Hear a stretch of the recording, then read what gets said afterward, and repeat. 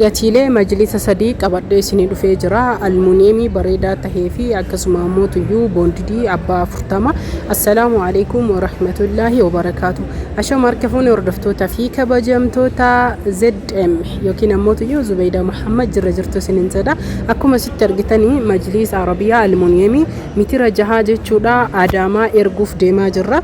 Ajaa'iba jechuun keessa waan hin oolle akkamitti Shaashamannee irraa Adaamaa ergitanii Adaamaa hin jiru jechuun keessa waan hin oolle hinjiru jechuu osoo hin tahin abbaan bakka barbaade filatee bitatu ni danda'a. Waa'ee majlisaa irratti kan isiniin galin tokkoffaa irratti almuuniyeemiin hundi isaa gatiin tokko isiniif fakkaata.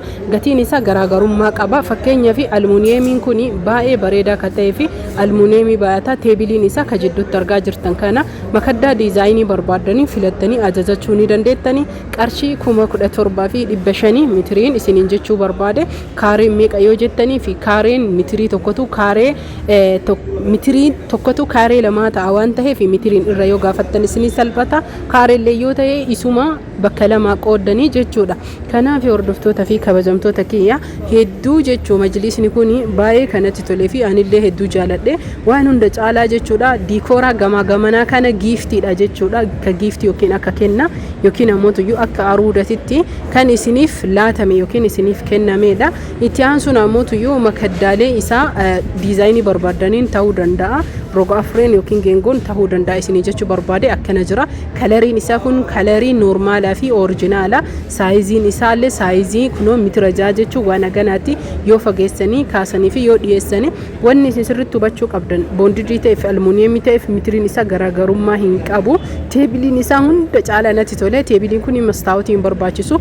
Diizaayiniin isaa akkanuma jira. Jidduu abaabotu kaayama.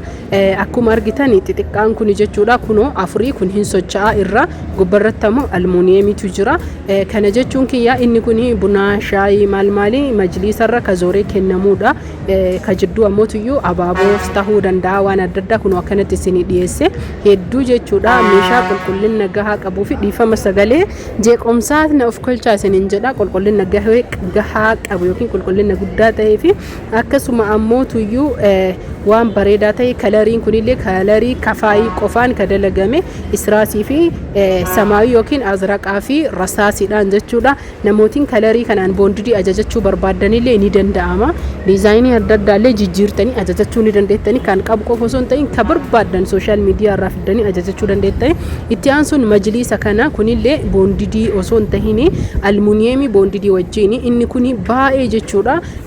Wanna hundayyuu almuuniyeemii sirriitti ka uffatee fi akkasuma immoo tuyyuu hedduu kan bareedu meeshaan isaa hundi almuuniyeemii uffate gatiin isaa garagara akkuma isiniin jedheen qarshiin isaa ammoo kuni 18,000. Hordoftoota fi kabajamtoota kiyya almuuniyeemii namootiin tokko tokko soofaa irratti laastikii kan itti galchanii almuuniyeemii sibiilaati ka laastikii itti laxxafanii yeroodhaaf gadhiisa isinii galee yeroodhaaf dhodhoo'ee liizarii waan ta'eef gadhiisuu danda'a. Boondidii abbaa 40 hedduu bareedaa kan tahee fi kalariin isaa ammoo kalarii baay'ee xurii danda'u. Akkasuma immoo mana keenya keessatti yoo galchinee jenne hedduu ka bareedu boondidii orijinaala maalidaa kan duuda itti hirkatanis tahe akkasuma immoo kan makaddaan isaa kunoo kan argitan kana makaddaan kun jechuudha kan nama fuudhe boondidii orijinaala tokkoffaadha banee isin agarsiisa. Itti amanuu fi jaalachuu ni dandeettanii. Kana jechuun kiyya dirqamaan osoo hin ta'in fedhii keessan irratti hundooftanii fakkeenyaaf majlisni qarshiin isaa garagara ta'uu danda'a. Akkasuma immoo boondidiin isaallee garagara saayiziin isaallee garagara kunoo boondidii isaa akkanatti ilaaluu dandeettanii. Lukaan osoo isboonjii ta'e keessa isaa yookiin ammoo maalidaa tokkoffaa jabaataa ta'uu baate ni dhommoqa jechuudha yeroo irra jedhe. Kanaaf hordoftoota fi kabajamtoota kiyya abbaan 40 meeqa warri jettan qarshii 16,000 ammaa fi qarshiin isaa baay'ee bareeda gatiin isaallee akkasuma bareeda. Namni bitachuu heddan qofti koottaa. Itti aansuun ammoo kaareen tokko meeqa warri jettanii 8,000 jechuu barbaadeeti.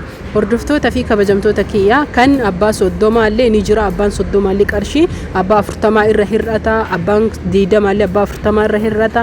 Akkasuma ammoo tuyyuu yoo hin barbaanne jechuudha wannaa isaa fakkeenyaaf meeshaalummaa meeshaa isaa yookiin boondidii isaa hir'isuu barbaadan inni kun meetira 12 irra caalaa wanatti tole keessa maamiltoonni yookiin kastamarri kiyya abbaa 40 itti cabsanii jechuudha. Hundi isaanii abbaa 40 kana 20 meetira 12 ajajatan jechuudha. Abbaa 40 nam lamaan gurmaayanii maasha Allah tabarakallah rabbiin nagaan keessa sinaa bulchu itti horaa itti jiraadha. Wanatti tolti keessa mucattiin tuni makaddaa isaallee jechuudha cinaa tokkoon kafaayii cinaa tokkoon kan goosisee fi carqii majlisaa oriijinaala hundaa jaalattee jirti. Haa ta'u malee jechuudha hordoftoota fi kabajamtoota kiyya isiin jaalachuu caalaa maatiin isii jaalachuutuyyuu na gammachiise. Isiin sooshaal miidiyaan isa kana kalarii kana anatu filatee filannoo kiyyaan dalaisiiseef malee filannoo isiitiin miti. Ani kalarii samaawii yookiin ammoo azraqa dhiyaatu jaaladha akkam ta'a jennaan fidee kafaayii fi isa kalarii azraqatti dhiyaatu walitti kaleessee fi hojjechiisee fi kanaaf gabaabamatti ana yoo barbaadan majlisa barbaadanii meeshaalee barbaadanii akkuma yuutuuba kiyya guddaatitti yuutuuba kiyya kanallee ZM ka jedhu kana sabskiraayib godha. Akkuma yuutuuba kiyya Umurazaani garuu meeshaalee bittaa gurgurtaanii chaanaala Umurazaan jedhu irra gadhiisuu barbaade.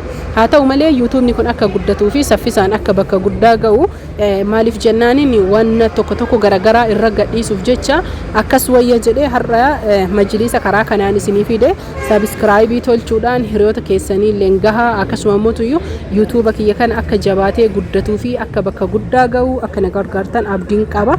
Isin jaaladha isin kabaja jaalalaa fi kabajaan rabbi isin biraa jiraatu. Hordoftoota fi kabajamtoota kiyya lakkoofsi bilbilaa duwwaa 97815 72 75 WhatsApp Telegram dha yeroo hundaa argattani. Horaa bulaa fayyaan faaya nagaatti.